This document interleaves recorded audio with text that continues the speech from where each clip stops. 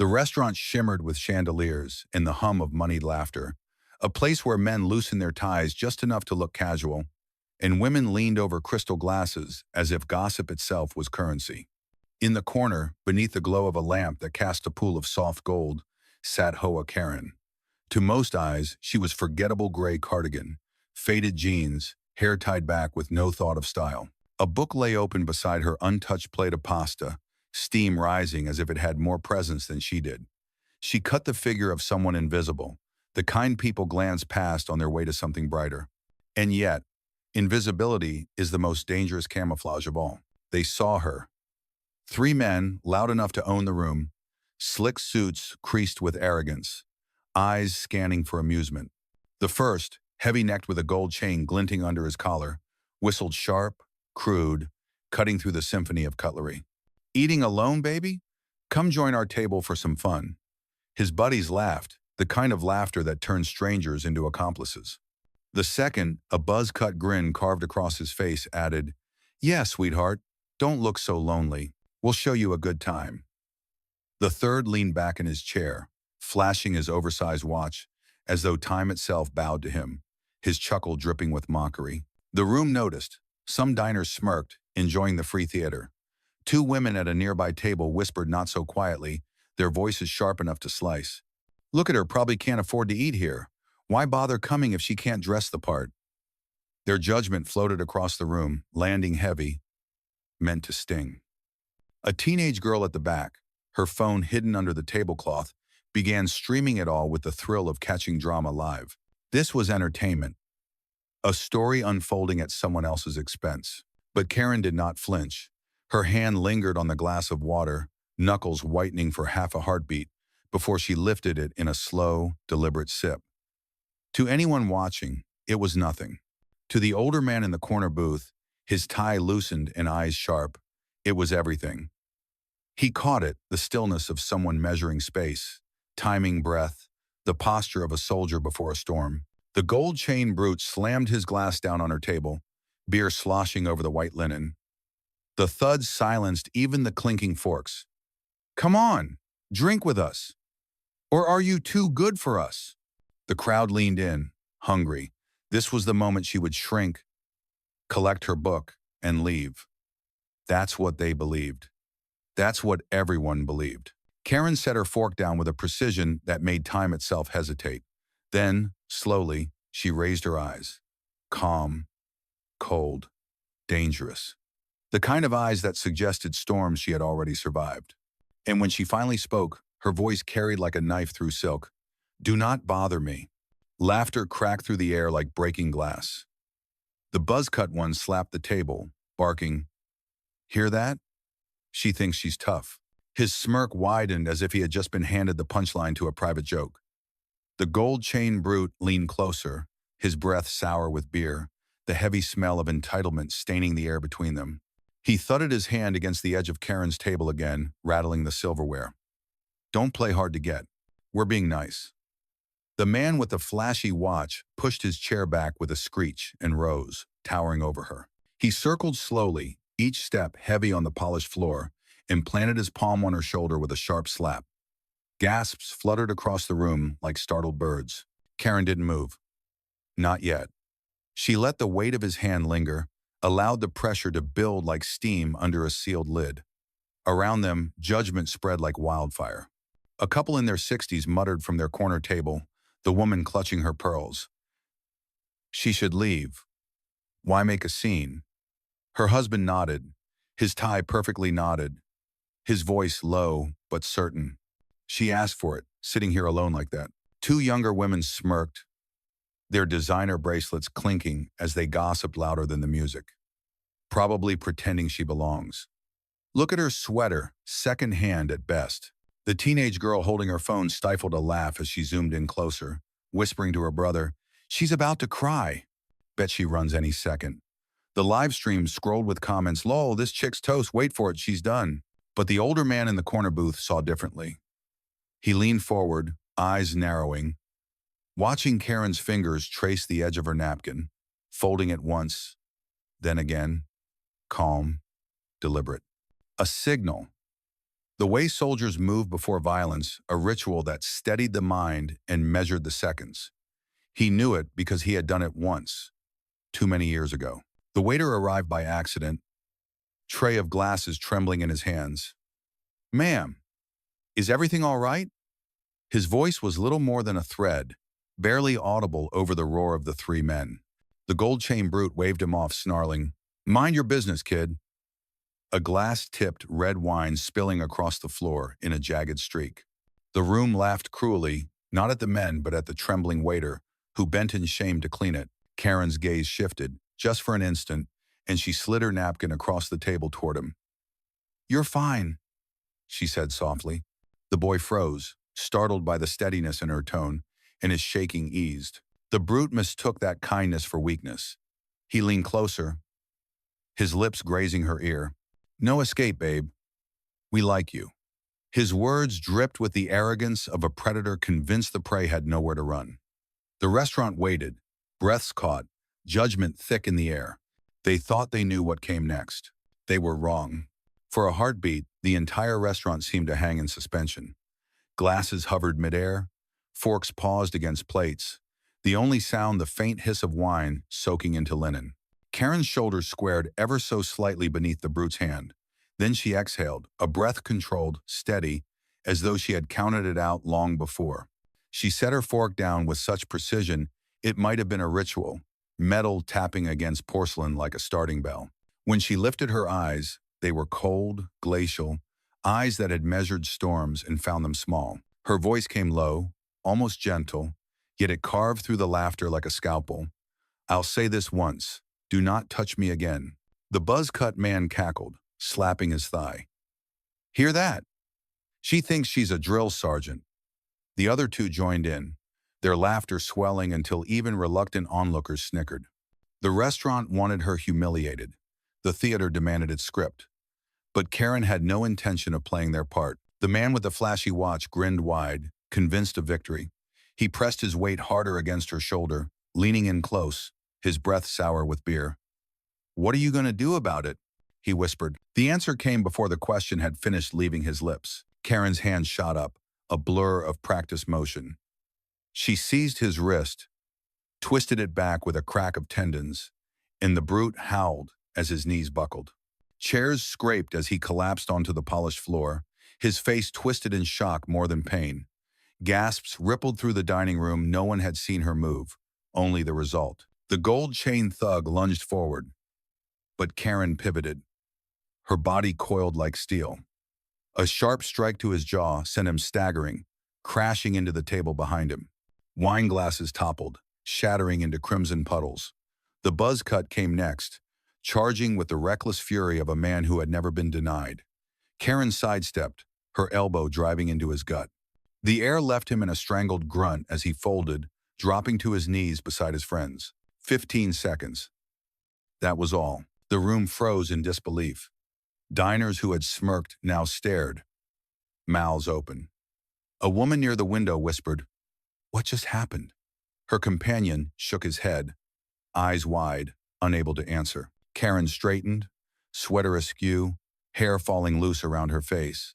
But her expression remained unchanged, calm, detached, as if she had swatted at insects.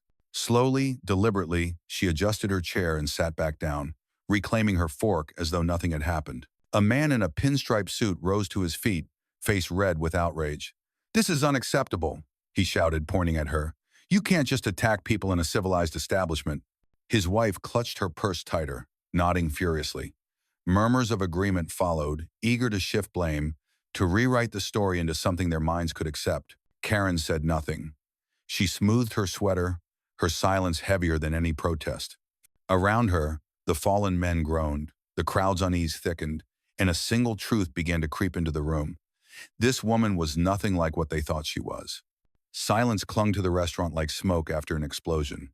3 men lay crumpled on the floor, groaning in disbelief, while their audience searched for explanations, excuses, anything to soften what they had just witnessed. No one could. Karen sat in the middle of it all, shoulders straight, hands steady, as though the chaos belonged to someone else entirely. Then, slowly, she pushed up her sleeve. The faint light caught ink etched into her skin, black wings arched sharp and unmistakable, a symbol not found in boutiques or beachside parlors.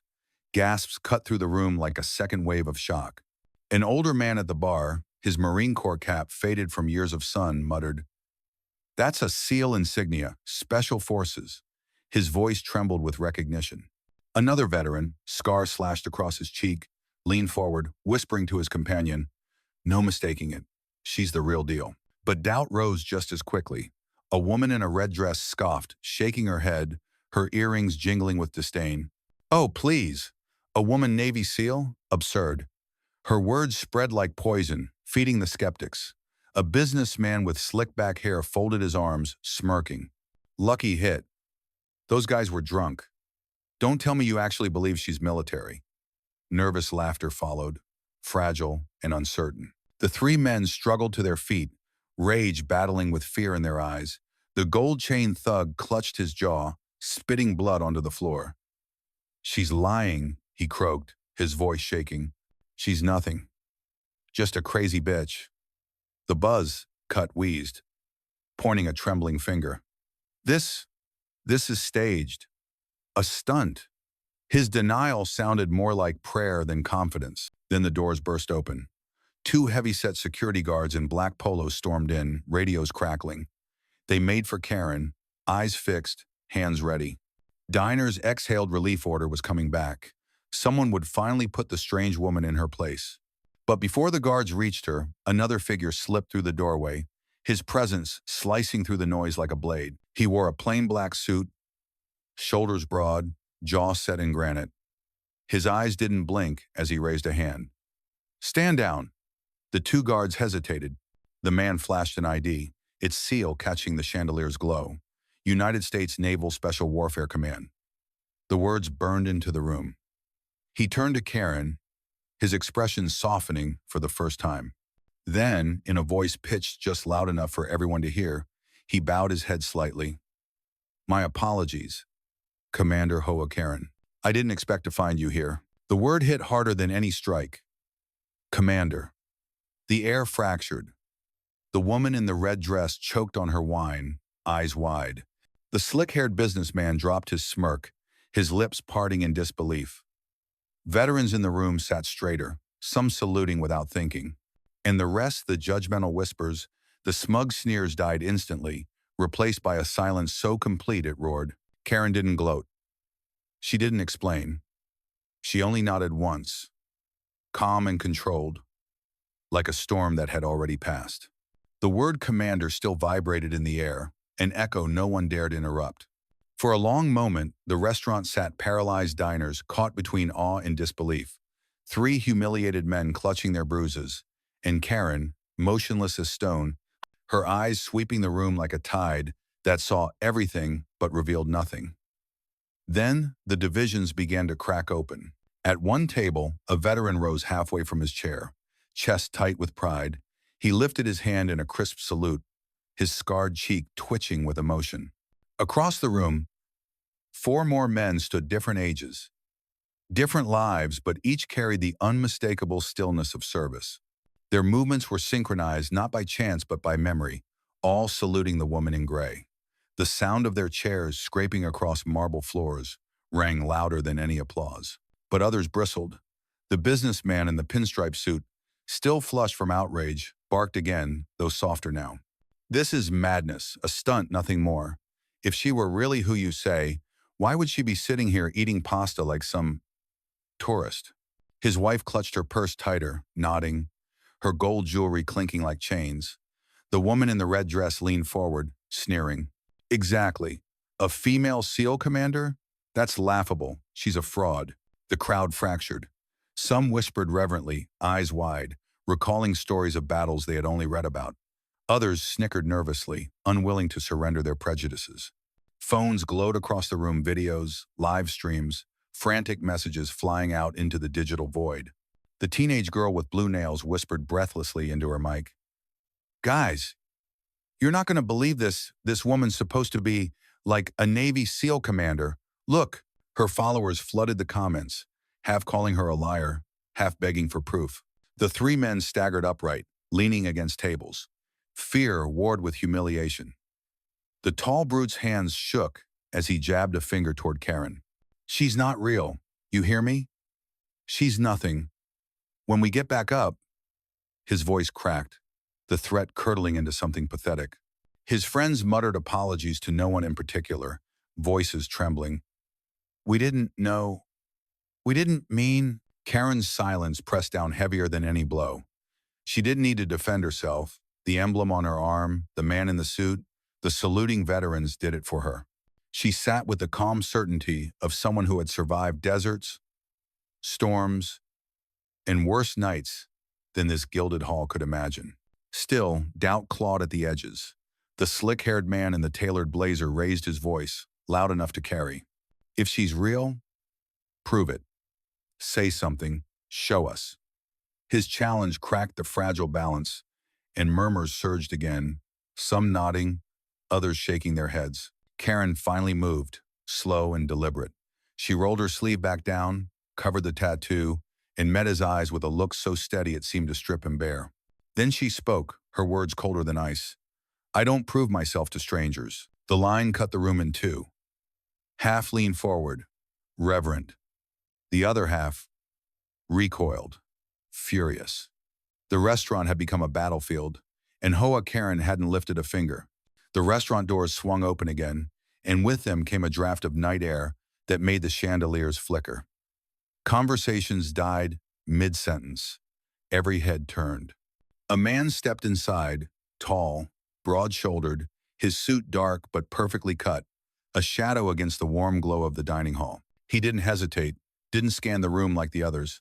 His stride was measured, unbroken, carrying him straight toward Karen's table as though the rest of the world were irrelevant. The pinstripe businessman sat down hard, his fork clattering against porcelain.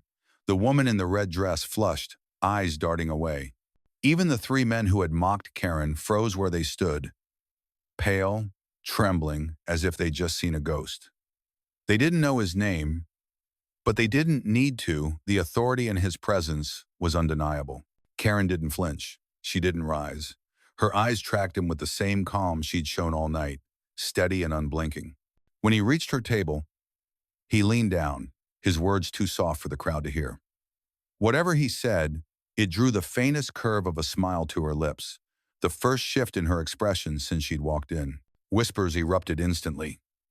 Who is he? Government? Her handler?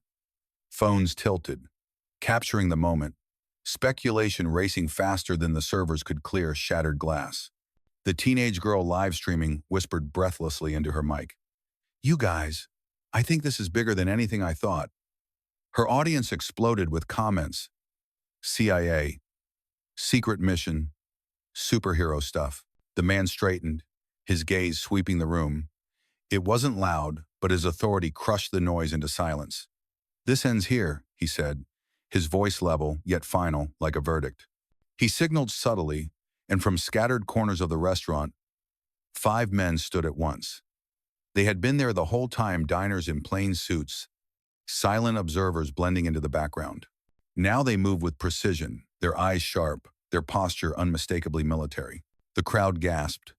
A scarred veteran at the bar muttered, "Operatives." The realization swept like wildfire. This wasn't chance. This was something orchestrated, something far bigger than 3 arrogant men picking the wrong target. The aggressors sagged under the weight of it. The tall brute dropped his gaze to the floor, his bravado dissolving. "We didn't know," he stammered, voice broken. The gold chain man whispered, "Please don't ruin us," his earlier swagger shriveled into begging.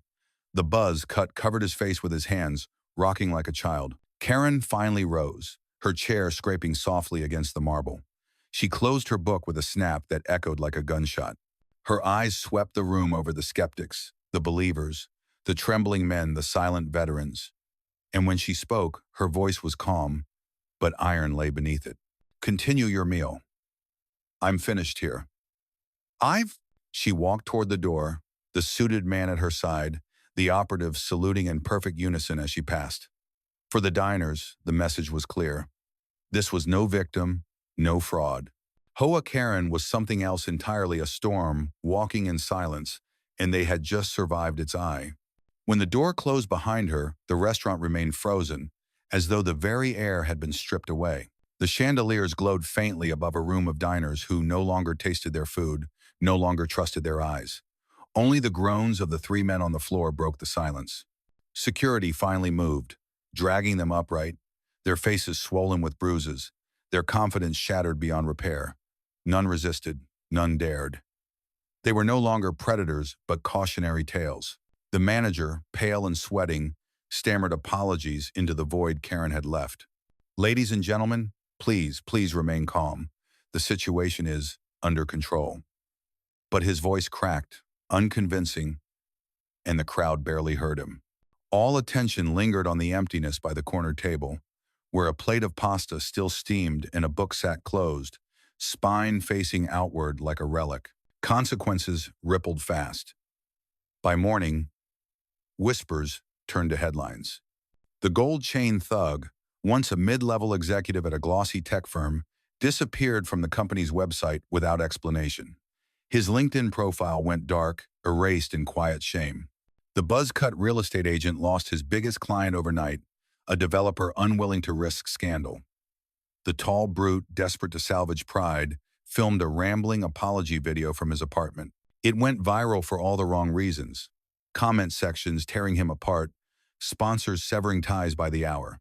None of it was loud, no press conference, no official reckoning, just the quiet, merciless gravity of a world that had decided to settle the score. Inside the restaurant, the division lingered.